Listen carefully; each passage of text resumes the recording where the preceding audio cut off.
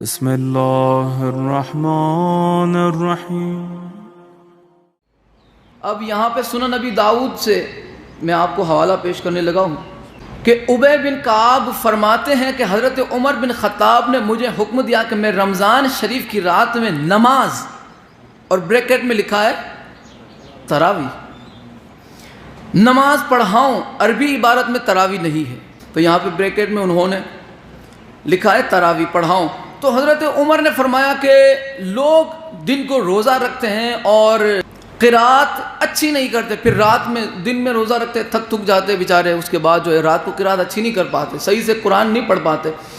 تو انہوں نے کہا کہ تو قرآن مجید کی رات کو تلاوت کریں تو اچھا ہے۔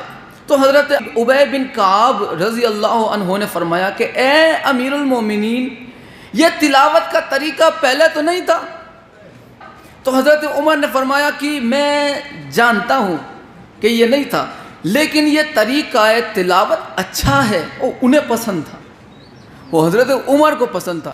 میں جانتا ہوں کہ یہ طریقہ پہلے نہیں تھا، لیکن یہ تلاوت کا طریقہ اچھا ہے۔ انہوں نے لوگوں کو 20 رکعت نماز پڑھائی اور پھر آگے پھر تراویح کر دیا۔ تو پتہ چلا کہ یہ حضرت عمر کے دور میں یہ طریقہ شروع ہوا، یہ سلسلہ 20 رکعت کا اور با جماعت نماز کا۔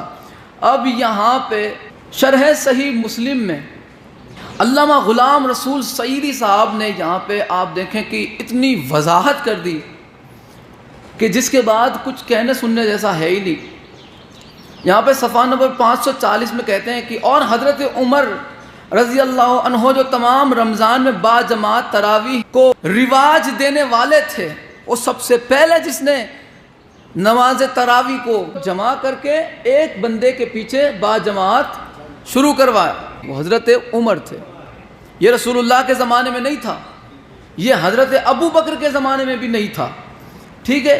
تو یہاں پہ صحابہ کرام سے فرماتے تھے یہ کہ یہ با جماعت تراویح اچھی بدعت ہے، نعم البدعۃ ھذہ، اچھی بدعت ہے، مگر اس وقت تم سوتے ہو اور بہتر ہے کہ تم اس وقت پڑھ لیا کرو، اس وقت سوتے ہو تو ابھی تم نماز پڑھ لو، لیکن افضل وقت وہی ہے، افضل وقت وہی ہے جو رات کا آخری حصہ ہے۔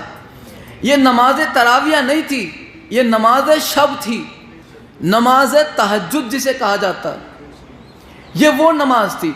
اور پھر فرماتے ہیں یعنی وہ گروہ جو تراویح کے وقت سو جاتا ہے اس سے افضل ہیں جو تراویح پڑھتا ہے۔ ان کی مراد تھی کہ تہجد پڑھنے والے افضل ہیں۔ آگے لکھتے ہیں کہ اس حدیث کے راوی عبد الرحمن بن عبد القاری بیان کرتے ہیں کہ میں ایک روز حضرت عمر کے ساتھ گیا تو دیکھا کہ لوگ حضرت ابی بن کعب کی اقتداء میں نماز تراویح پڑھ رہے تھے۔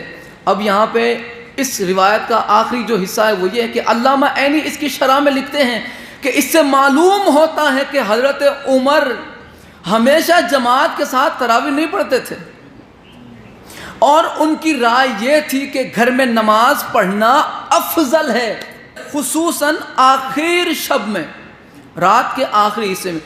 اسی وجہ سے امام طحاوی نے فرمایا کہ تراویح گھر میں پڑھنا افضل ہے۔ اسی شرح مسلم میں لکھتے ہیں کہ رسول اللہ صلی اللہ علیہ وآلہ وسلم کی حدیث اور حضرت عمر کے اثر سے یہ بات واضح ہو گئی کہ نوافل میں اصل یہی ہے کہ وہ انفرادی طور پہ گھر پر ہی پڑھی جائے، الگ الگ بندے پڑھے لیکن گھر پہ پڑھے، یہ افضل ترین۔ آج تک کسی مولوی نے مسجد میں کھڑے رہ کے یہ نہیں بتایا کہ تراویح کی نماز جس نے بھی پڑھنی ہے گھر جا کے پڑھو۔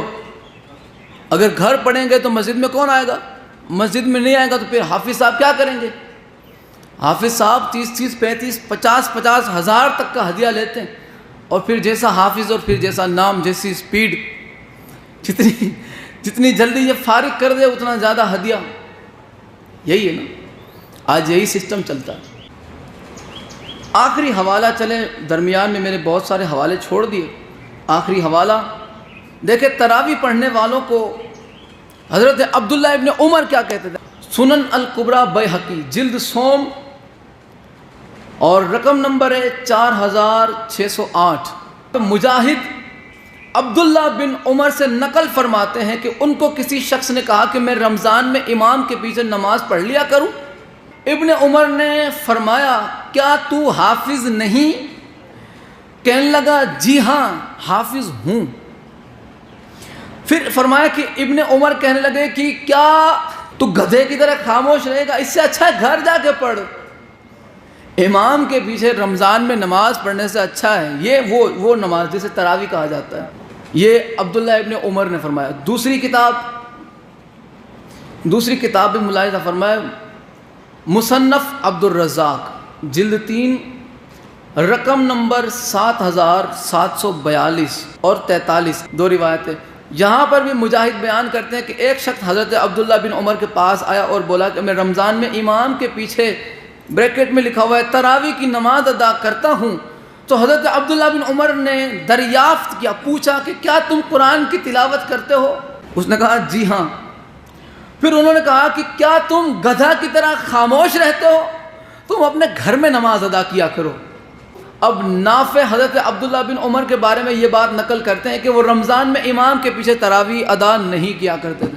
حضرت عبداللہ ابن عمر نہیں پڑھتے تھے، حضرت عمر نے شروع کروائی جماعت کے ساتھ، یہاں پہ حضرت عبداللہ ابن عمر نماز پڑھتے ہی نہیں تھے ان کے پیچھے۔ مصنف ابن ابی شیبہ جلد 2 رقم نمبر 7797 فرماتے کہ حضرت مجاہد فرماتے کہ ایک آدمی نے حضرت ابن عمر سے سوال کیا کہ میں رمضان میں امام کے پیچھے تراویح پڑھتا ہوں، یہ ٹھیک ہے؟ انہوں نے فرمایا کہ کیا تم گدھا کی طرح منہ اٹھا کر کھڑے رہتے ہو؟ حضرت عبداللہ ابن عمر نے تراویح پڑھنے والوں کو کیا فرمایا؟ گدھا۔ ان کی مثال گدھے کی سی ہے جو منہ اٹھا کے کھڑے رہتے ہیں۔ آپ قرآن کی تلاوت نہیں کرتے۔ یہ نماز رسول اللہ کے زمانے میں نہیں تھی، نہ حضرت ابو بکر کے زمانے میں تھی، نہ حضرت عمر کی خلافت کے شروع کے دور میں، یہ ایجاد کی گئی۔